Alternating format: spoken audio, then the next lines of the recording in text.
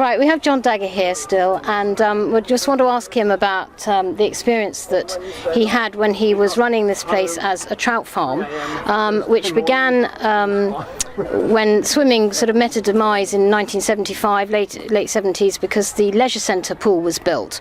So basically, John, you take the story from here, please. Well, we took it on from the council. It was derelict for a few years, and then I put an application to run it as a trout farm, and I had to put in for a change of use for the first year because we weren't quite ready for the trout.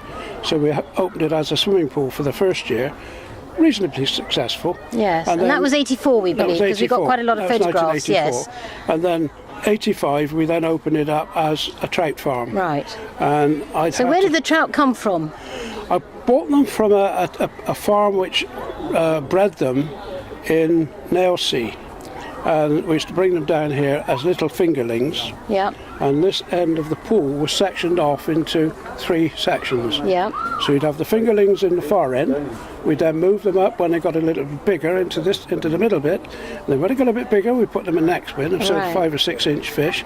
And then when they got big enough, we put them in the main pool. And that's when people were allowed to fish for them? They could come along and we'd hire them a rod. They could catch their own fish, and if wanted to, we'd put them on the barbecue for them. Right. Or we'd gut them and take them home. They'd take them home. And how did people get here? Because I believe you had cream teas here? Oh yes, they used to come up by boat from the down by Pulteney Weir, and the boat used to stop here. Pulteney Princess would stop, drop the people off before he went on up to Bathampton Weir. Yes. And then they would come in, have a cream tea, and if wanted to, catch some fish. Yeah, and people just came here just to sit around and enjoy the scenery. Absolutely. Yeah. In fact, I was just telling you, the cameraman, that one lady used to come here regularly, and she would sit on a table over the far side there, writing. She was an authoress, and her name was Nishio, and she was married to a Japanese industrialist.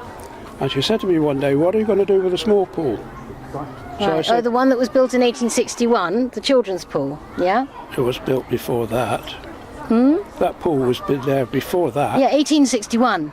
It was actually built in 1861, yeah. 80, yes. So she was writing and... Yeah, she said, I said, what are you going to put in a small pool? And I said, ornamental fish. She said, well, if you want fish, she said, I've got some, I'm moving.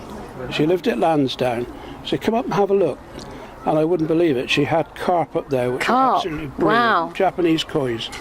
And the story goes that she actually brought the carp, her husband brought them over from Japan, from Emperor Hirohito's lakes. Okay. He was an avid carp. I mean, in Japan, they have shows for carp like we have crusts for dogs. Right, okay. And there's big money in the So they carp. were prize carp? They were prize carp. And I actually put them all, I had a chap from Wessex Water come and net them for me, brought them down in a tank, and I put them in there. Right. And I've seen a photograph. John's given us an amazing album of his days here, and I see that you were constructing a bridge, an oriental bridge across an oriental bridge going across the middle. Yeah. Put the tank, the filter tank, which is a filter tank, right? Pool. Okay. And the bird aviary is at the back, which Yes. had cockatiels, canaries, budgies. Right. And then there was another aviary on this side, which had all the foreign finches.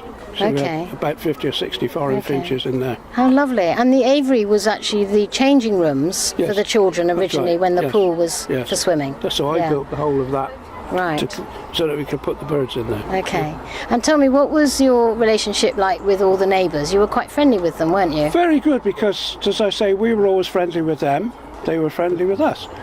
We never had any animosity. In fact, they used to. They didn't like it when we left because the gardens were so good.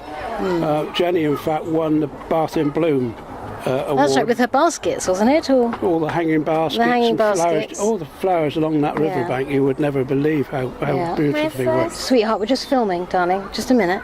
And yes, so she won the Bath in Bloom, for all the flowers. Yeah, how lovely. Yeah. And Jenny actually was the receptionist at the leisure centre. She was a receptionist. It was a bit ironic, wasn't it, in a way? It was ironic in a way. I've known her for 40 years. And she decided she would like to come in with me. Yes.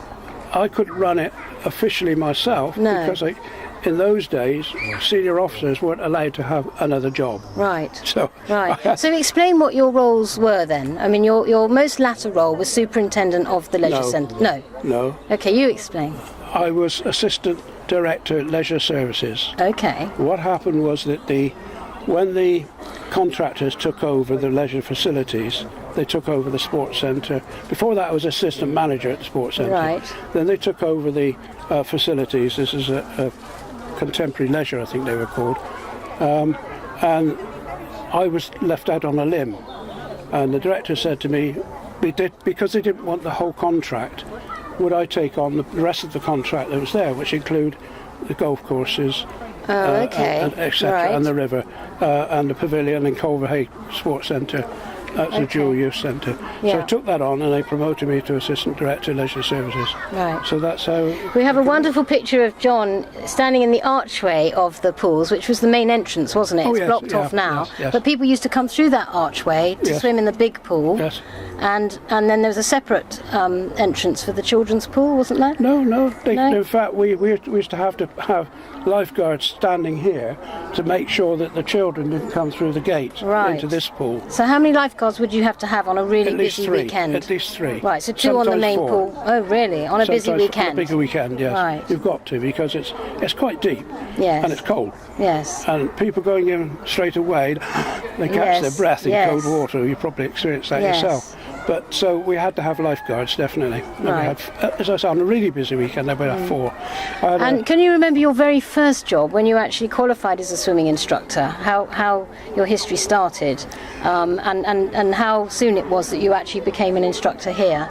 Well, I started at Bow Street Bars as a pool attendant. So that was. Can you tell me the year roughly? 1970. No, it wasn't. It was 1956. 1956. 1956. I started as a pool attendant at Bow Street Bars. I then took all my qualifications. I went through and took all the swimming awards for the Life Saving Society, right up to the diploma, which is the highest award, Okay. Yeah. and also my swimming teacher certificates, all the way through to become a qualified swimming teacher. Right. And from that I used to teach the schools, individuals. Right. And then groups. how about your connection with the Bath Dolphin Swimming Club then? I was a member of the Bath Dolphins, and when Jim Derrick was absent, or he was ill or something, I used to take over the whole club Right. with training. Okay. So there we go. It's Right. one of those things. Okay.